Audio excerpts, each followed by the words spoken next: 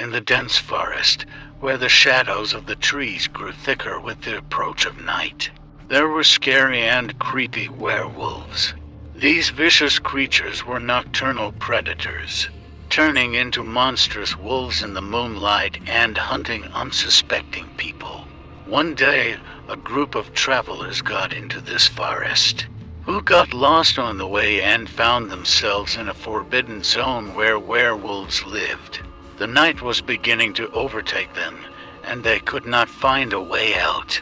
They could hear the whistling wind, the rustle of leaves, and the slight whimpering of wolves. But they did not suspect that behind these sounds werewolves were hiding, ready to attack at any moment. Their terrible encounter with the werewolves had just begun, and fear had taken hold of each of the travelers. They understood that death could not be avoided if they did not find a way to escape from these evil creatures. Meanwhile, one of the group members discovered that he had an ancient moon amulet in his pocket, about which he had heard ancient legends. He decided to use it in the hope that the amulet would be able to scare away the werewolves. The travelers gathered together, illuminated by the dim light of the campfire, and discussed their plans. They decided to go to the old temple, which, according to legend, was located deep in the forest. According to legend, this temple was a place where the power of the moon was especially strong, and perhaps the amulet could protect them from werewolves. Armed with torches, they set off, carefully making their way through the thickets and avoiding noisy movements so as not to attract the attention of vicious predators. The night was quiet. Only the sound of their own breathing and the rustle of leaves broke the dead silence. Finally, they reached the temple, which stood majestically in front of them in the light of the moon.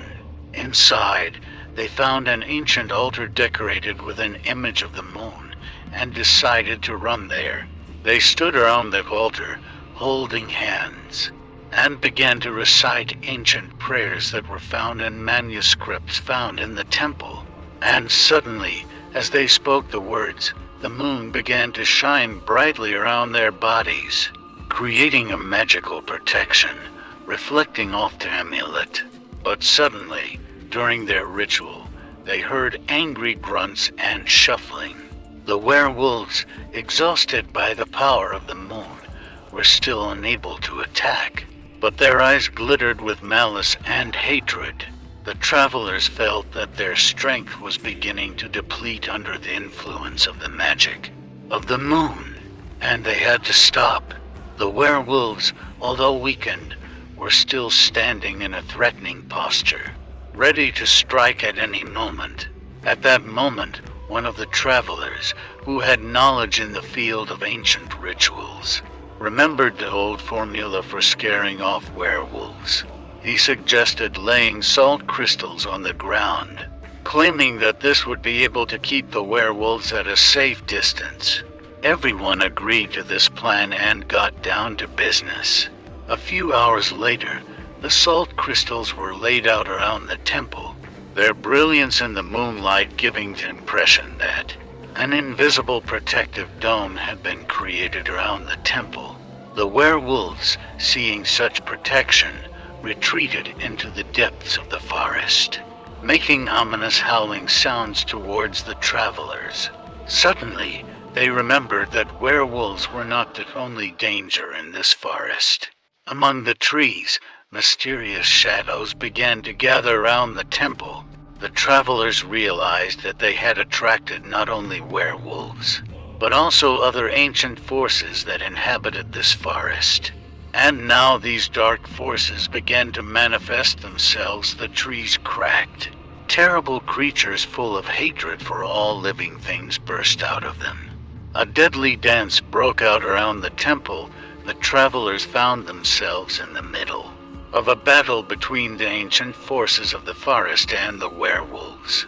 Lena was sure that she had followed the shadow that had been haunting her for the past few weeks. She began to notice that someone was watching her when she left the house or walked down the street. At first, she tried to ignore it, believing that it was just her imagination. But as the observations became more persistent, she began to worry. Once, when she left the store, she saw a shadow at the far corner of the street. She decided to walk a little faster to make sure that it was really watching her. And her heart beat like a garden wheel when she saw that the shadow had also quickened its pace. Lena abruptly turned the corner and ran to the nearest subway, hoping that she would be able to avoid this shadow.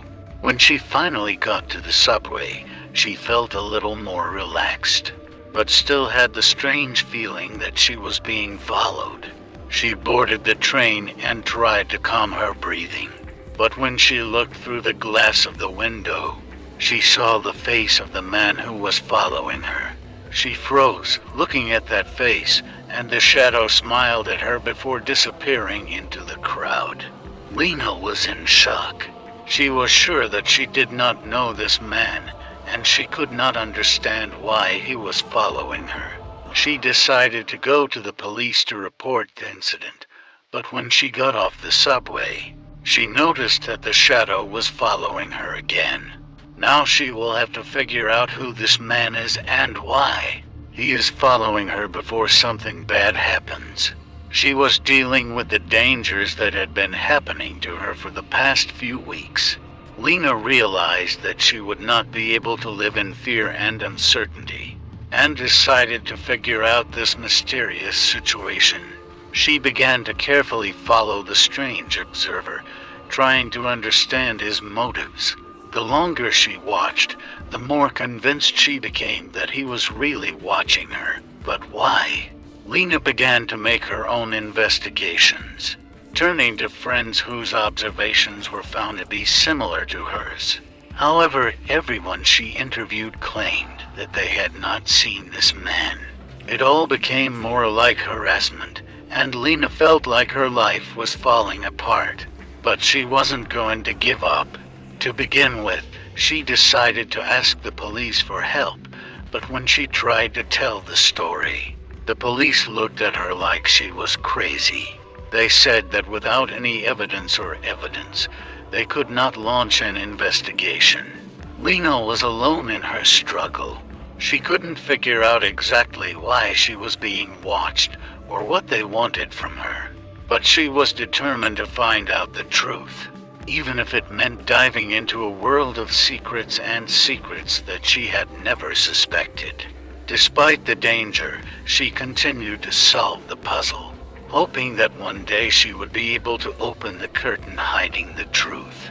One day, Lena decided to spend the night in a cafe to work on her observations and evidence.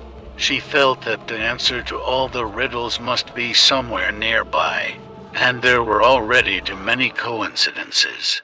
In the cafe, Lena settled down by the window, which had a great view of the street, and began to look at all the recorded observations and reflect. When her running thoughts became too confusing, she decided to distract herself a little and started reading the newspaper. And then she saw a photo of a strange man who seemed familiar to her. She's pretty sure she's seen him somewhere before.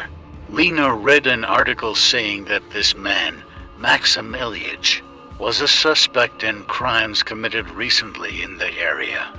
His photo was published in connection with reports of his involvement in robberies and illegal activities. Lena's heart began to pound. She was sure that this was the same watcher who had been watching her, but why? She couldn't figure out how Maxim was connected to her and why he was stalking and watching her. Thoughts were raging in Lena's head, but the answer to all the riddles was still unknown. She decided to go back to her notes and take a break the next day in order to analyze all the evidence.